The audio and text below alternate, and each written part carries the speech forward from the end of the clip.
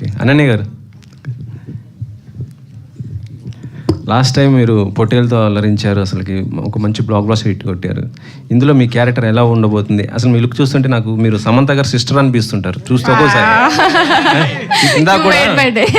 ఇందాక కూడా మా కొలిక్తో అదే చెప్తున్నా, అంటే అంటున్నా ఏంటి అమ్మాయి సిస్టర్ ఏంటి అని అంటే నువ్వే అడుగు అనేసి. అంటే చాలా ఇయర్స్ తర్వాత డీ గ్లామర్ లేని రోల్ చేస్తున్నాను నేను. Thank you. సో నా రోల్ గురించి మాట్లాడాలంటే నా మైక్ ఎప్పుడు డైరెక్టర్ గారి దగ్గరికి వెళ్ళిపోతుంది, ఎస్పెషలీ ఫర్ దిస్ ఫిల్మ్. ఒక మంచి రోల్ చేశాను, అందరికీ గుర్తుండిపోయే రోల్ చేశాను. నేను ఇంతకుముందు చేసిన వాటికంటే డిఫరెంట్ రోల్ చేశాను అని మాత్రం చెప్పగలను, అంతే. అనన్య గారు, సో తెలుగు అమ్మాయి, తెలుగు ఆబ్వియస్లీ నార్మల్గా మాట్లాడేస్తారు, బట్ శ్రీకాకుళం అనేపాటికి దానికి ఒక స్లాంగ్ ఉంటుంది. సో దీంట్లో మీరు అదే క్యారెక్టర్ చేశారు కాబట్టి దీని గురించి ఏమైనా వర్క్షాప్ చేశారా, ఎట్లా? దీని గురించి నేను ఇప్పుడే మాట్లాడలేను. బేసికలీ స్లాంగ్ అనేది అంటే ఒక్కొక్క క్యారెక్టర్ ఒక్కొక్క డిఫరెంట్ లొకేషన్ నుండి ఉంటుంది. సో ఈ అమ్మాయి మరీ శ్రీకాకుళం కాకుండా వైజాగ్ అట్లా కైండ్ ఆఫ్ ప్లేసెస్ అనుకోవచ్చు. సో నాకు స్లాంగ్ ఏం లేదు. మోహన్ గారు, మోహన్ గారు కంగ్రాచులేషన్స్ ముందుగా మీకు. థ్యాంక్ యూ అన్నయ్య. నీ కష్టం, నీ ఫలితం ఆఖరికి శ్రీకాకుళం షెర్లాక్ హోమ్స్ లాగా వచ్చింది. పిఠాపురం తాలూకా అనేది ఓ బ్రాండ్ అయిపోయింది. ఇంతకుముందు చంటబ్బాయి తాలూకా అనేది లేదు. ఈ చంటబ్బాయి మర్చిపోతున్న తరుణంలో చిరంజీవి గారిని తీసుకొచ్చి మేము చిరంజీవి గారి తాలూకా అని చెప్పడం బాగుంది. అంటే జంజాల గారు చేశారు ఆ సినిమా, అంతే కామెడీ కూడా ఇందులో ఉంటుందని మేము అనుకుంటున్నాము. రైటర్ మోహన్, అందరూ ఇంటి పేరు పెట్టుకుంటారు కదా, మీరు రైటరే ఇంటి పేరుగా ఎందుకు మార్చుకున్నారు? ఇంటి పేరుగా అంటే యాక్చువల్గా నేను ఫస్ట్ పోసాని గారి దగ్గర శిష్య బృందంలో అప్పుడు చేసాను. తర్వాత ఈవి గారి సినిమాలకి చేశాను ఫినిషింగ్ వరకు. పేరేమన్నప్పుడు రచనా సహకారాల్లో మోహన్ మోహన్ అంటే చాలామంది ఉండేవారు, కెమెరాలోను ఆర్ట్లోను రకరకాలు. డైరెక్షన్ డిపార్ట్మెంట్లో ఒకసారి మోహన్ పేరు మీద రైటర్ మోహన్ అనేసి రైటర్ టీంలో పోను, అది కంటిన్యూ అయిపోయింది. దాన్ని మన డాక్టర్ రాజశేఖర్ గారు ఆయన సినిమాలకి నేను రైటర్గా చేసేటప్పుడు ఆయన పెట్టిన పేరు ఇది, రైటర్ మోహన్ అని పెట్టుకో మోహన్. ఇది ఫస్ట్ నీకు ముందు పలుకుద్ది, ఇంటి పేర్లు కులాల పేర్లు వీటి వల్ల చాలామంది ఉంటారు, కౌరవుల్లో 98, 99 పేర్లు ఎలాగైతే గుర్తుండవో అట్లా పోతావు, రైటర్ మోహన్ అని నువ్వు పెట్టుకుంటే ఫస్ట్ నువ్వు తెలియకపోయినా నీ పేరు తెలుస్తుంది అని చెప్పేసి రాజశేఖర్ గారు సజెస్ట్ చేశారు అప్పుడు. అది అప్పటి నుంచి అది కంటిన్యూ అవుతుంది చాలా సినిమాలకి. All the best Mohan. Thank you. Ananya Nagalla గారు,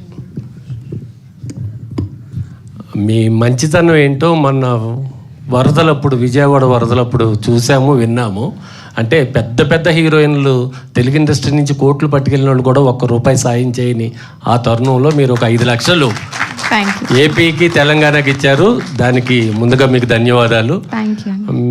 శ్రీకాకుళం ఈ షెర్లాక్ హోమ్లో మీ పాత్ర ఎలా ఉంటుంది? అసలు మిమ్మల్నే తీసుకోవడానికి కారణం ఏంటి మోహన్ గారు? అది మీరు మోహన్ గారిని అడిగితే బాగుంటుంది, పక్కనే ఉన్నారు కాబట్టి. బట్ నేను ఒకటి చెప్పగలనండి, ఇప్పటి వరకు నేను చేసిన రోల్స్ అన్నిటికీ చాలా డిఫరెంట్ ఉంటుంది. ఆబ్వియస్గా ఎవ్రీ సినిమాకి అదే చెప్తున్నాను అనుకోవచ్చు, కానీ ఎవ్రీ సినిమా నేను అలా డిఫరెంట్గా ఉండేలాగా చూస్ చేసుకుంటాను నాకు అనిపిస్తుంది. సో అలా ఒక డిఫరెంట్ కైండ్ ఆఫ్ రోల్ చేశాను. అనన్య గారు, హాయ్. ఈ ఇయర్ ఇది 4th ఫిల్మ్ ఇది. సో ఎలా అనిపిస్తుంది అంటే ఒక యాక్ట్రెస్ ఒక సినిమా రిలీజ్ అవ్వడానికి చాలా కష్టపడతారు. సో ఇది మీది 4th కాన్సిక్యూటివ్ ఫిలిం.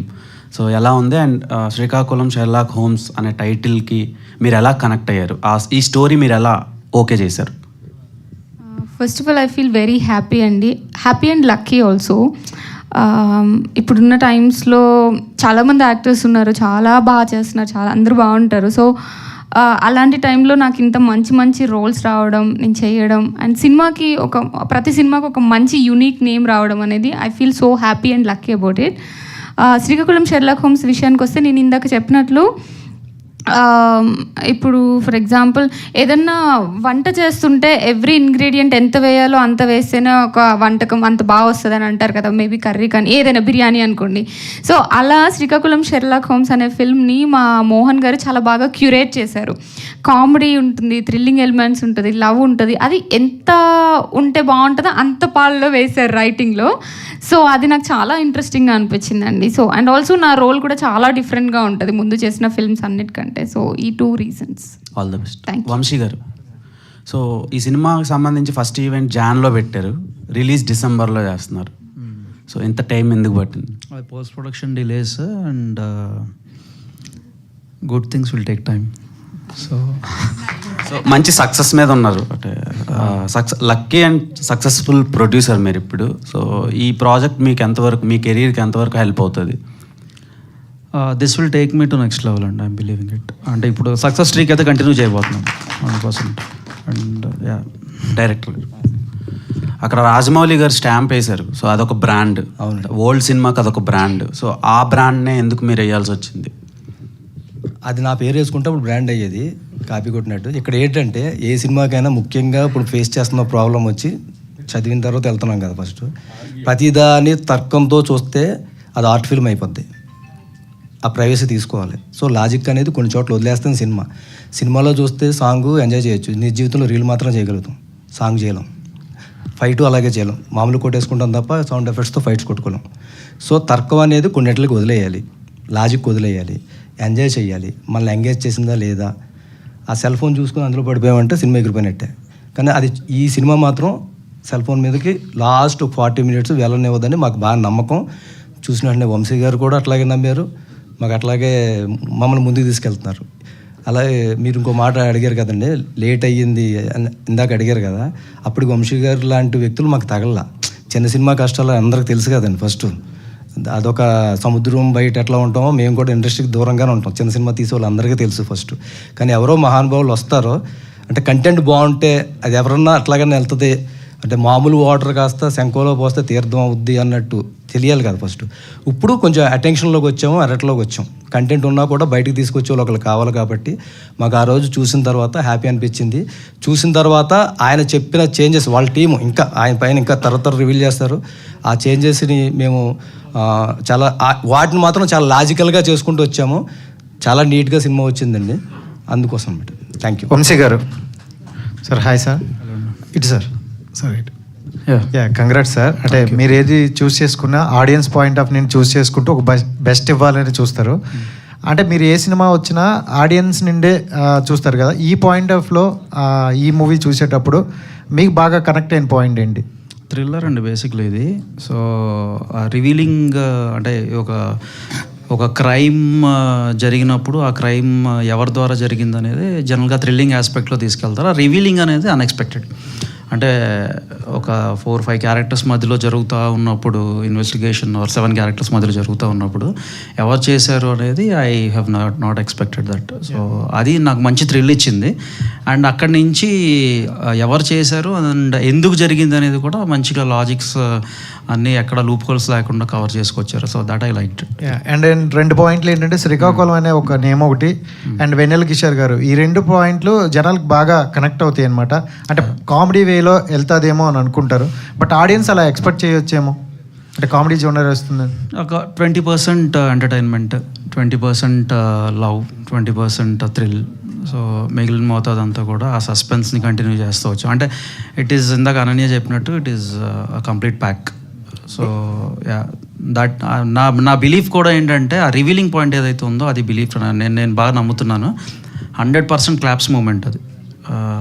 ఇది థియేటర్స్లో పడతాయి, క్లాప్స్ పడతాయి దానికి. అనన్య గారు కంగ్రాట్స్ అండి, back to back hits. And అంటే తెలుగు అమ్మాయిలు రావాలి అని చాలామంది అన్నారు. సో కంప్లీట్గా తెలుగు అమ్మాయిలు వస్తున్నారు. బట్ మీరు చూస్ చేసుకునే విధానంలో అంటే ప్రతి మూవీ కూడా కొంచెం హిట్ రేంజ్లోనే వెళ్తున్నాయి. సో అంటే మీరు చూస్ చేసుకుంటున్నారా, మీ దగ్గరికి వచ్చే స్క్రిప్ట్లే ఆ విధంగా ఉంటున్నాయి? First of all thank you అండి.